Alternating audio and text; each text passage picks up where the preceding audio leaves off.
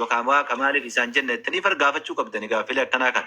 Inni isin goysaatii gaafadha. Lakkii ofiin hin jenne jedhan. Maarree maa jettaniin? Kanatu barbaachisa jechuudha. Gaafa macaafa qulqulluu baantee barbaaddu tokko jechi macaafa qulqulluu jedhu macaafa qulqulluun hin beeku. Tajaajiltootatu jaarraa shanaffaa keessa maqaa moggaaseef. Akkamitti namni kitaaba rabbii maqaa isaa itti moggaasa?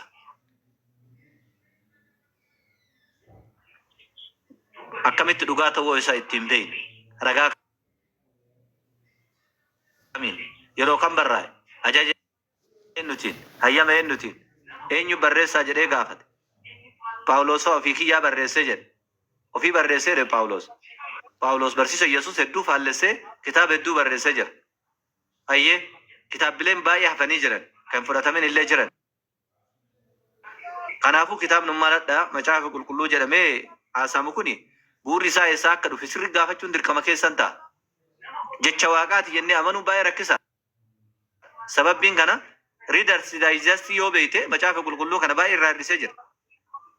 Readers Digest namni jedhamu kitaaba kakuumoo fayyadamu keessaa parsantii 50 hir'isee jedhan. Haarawa keessaa sisoo 25 hir'isee macaafa qulqulluu yookaan masaaf qudus kan jedhamu keessaa parsantii 75 hir'isee barreessa. Akkamitti namni kitaaba waaqaa keessaa hir'isee ka fedhe fudhatee idiit godhee kaan gatee akkamitti namni kitaaba waaqayyoo barreessa? Mee sanuyyuu haafu amma barsiisota wangeela afranii qofa warra wangeela afran barsiise yookaan barreesse afuran.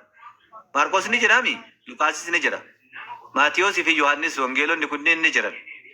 Gaafa wangeelatu afran kana xiinxallitu Iyyasuus wanti inni barsiise wangeela waaqayyooti.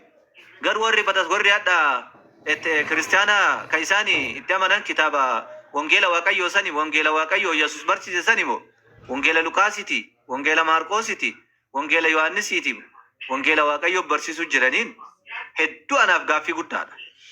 Sababbiin Iyyasuus wangeela waaqayyoo barsiise jedhee Maatiyos matumti isaa boqonnaa 6:24 irratti gabaasee jira. Iyyasuus Kiristoos jedhe isatu himaa bara guutuu Galiiliyaa keessa deemee wangeela waaqayyoo lallabaa ture jedha. Silaa ka isaaf kennamellee Iyyasuusifillee wangeela. Maqaan kitaaba sanillee guutumaan guututti wangeela ta'uu qaba malee. Deebi'ee ammoo wangeela Maatiyoosii, Maarqosii, Lukaasii fi Yohaannis jedhamuun qabu ture. Kitaabileen kun akka warri seenaa kiristiyaanaa ibsutti dhaloota Yesuus Kiristoos boora bara 60 irraa kaasee hanga waggaa 150 gidduutti kitaabilee barraa'ee jedhama. Kitaabileen kun waan si ajaa'ibu ammoo wangeeluma afran jedhaman kana keessatti garaagarummaatu jira. Garaagarummaan jiru wangeela sinoptiksii warroonni jedhamanis ni jiran. Warri wangeela sinoptiksii jalatti hirna madamnellee ni jiru. Wangeelonni sinoptiksii jedhaman kunni wangeela sadi qofa. Wangeelli Yohaannis wangeela sinoptiksii keessatti asuma ramadamuu qabu ka jedhe hayyoota kiristaanaati. Kophaa keessaa baasan. Garuu dhimma kana kiristaanonni Itoophiyaa baay'een harki dhibbi keessaa 99 hin beekan. Sababbiin waan jiru kana hin dubbisan. Osoo hin dubbisne dhufanii barsiisuu barbaadu. Namni osoo hin baranne, osoo hin dubbisne, osoo addaan hin baafanne silaa hin barsiisu. Barataan barsiisuudhaaf ulaagaalee barsiisummaa guuttachuu qaba silaa. Kanaafuu wangeela sinoptiksii jedhamee kun wangeela sinoptiksii hin jedhamne Yohaannis keessaa hafe. Sababbiin ergaa wangeela sadanii kana inni faallessaa waan jedhaniif. Saniif wangeela Yohaannis hedduun isaanii shakkii irraa qaban, gaaffii irraa qaban, akkuma nuti irraa qabnu kan. Kanaafuu Iyyasuus Kiristoos wangeela waaqayyoo yoo lallabe wangeela Maatiyoos, wangeela Lukaas, wangeela Maarqos, wangeela Yohaannis jedhamu kana eenyutu lallabe? Anaaf gaaffii guddaadha. Gaaffiin kun hanga ammaatti deebiin arganne. Iyyasuus wangeela waaqayyoo yoo lallabe wangeela Maatiyoos, wangeela Lukaas, wangeela Maarqos, wangeela Yohaannis jedhamu kan eenyutu lallabe? Eenyutu barsiise kan jedhu gaaffii kiristaanota namoota dandeettiin isaanii bilchaateeti. Ni gaafatu gaaffii kana. Baay'inaan gaafatu. Nu dhibee jiru. Gaaffii tokkoffaadha. Dhimma macaafaa wajjin wal qabata. Lammaffaa immoo dhimma Yesuus Kiristoos wajjin wal qabata. Dhimmi Yesuus Kiristoos wajjin wal qabatee kitaabileen addunyaa kana keessa jiru hedduun isaa Iyyasuus tasuma waaqa ofiin hin jenne waaqummaa Yesuus macaafni hin beeku bataskaana qofatu beekaa yaada jedhu qofatu fudhatamee jira. Waan macaafni jedhuu fi wanti bataskaanni jedhu samiif dachii ta'ee argame. Iyyasuus Kiristoos waaqayyo tokko jedha. Bataskaanni immoo Iyyasuus Kiristoos waaqayyo jedha. erga kana ta'e erga Iyyasuus isiniif waaqa ta'e waaqni Iyyasuus Kiristoos immoo isiniif eenyu ta'an uf gaaffidha.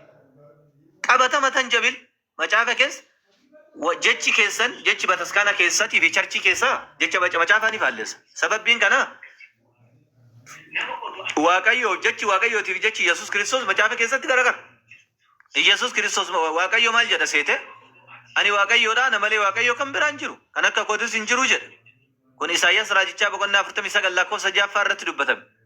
Ani waaqayyoodha, ana malee waaqayyoon kan biraa hin jiru, kan akka kootis hin jiru jedha. Ammas waaqayyo maal jedha kitaaba san keessatti?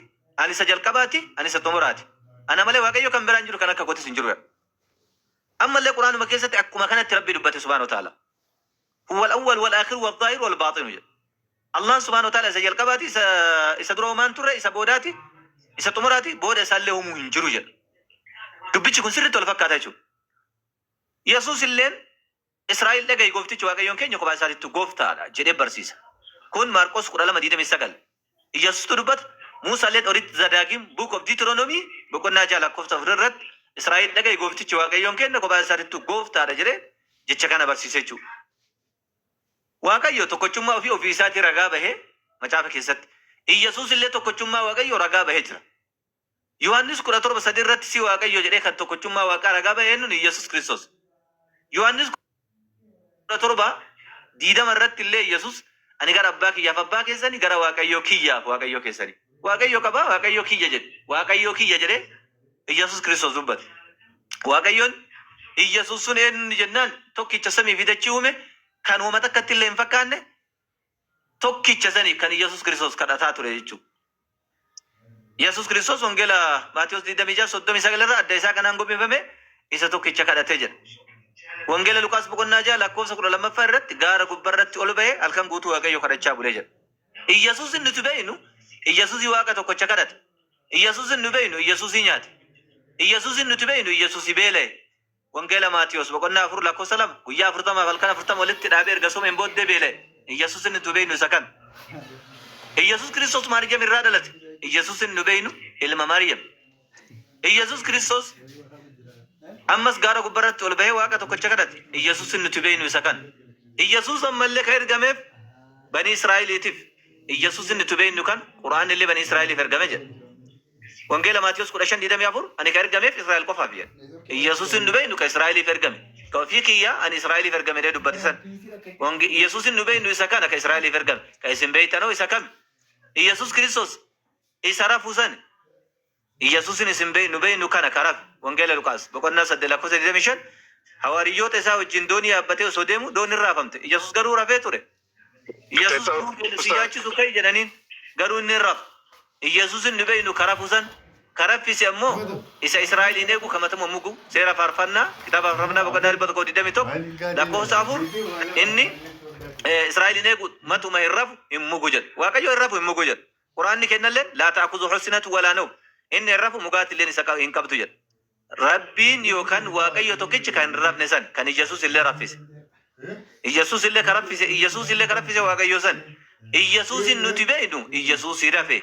Iyyasuusin nuti beeknu Iyyasuus Israa'eliif ergame. Iyyasuusin nuti beeknu nama Naazireeti san. See hojii ergamtoota 2:22 nama Naazireeti. Wangeela Yohaannis boqonnaa 8 lakkoofsa 40 Iyyasuus nama dhugaa isinitti hime. Nama dhugaa hime Iyyasuus nuti beeknu nama dhugaa dubbate nama dhugaa hime san. Iyyasuus nuti beeknu Iyyasuus kana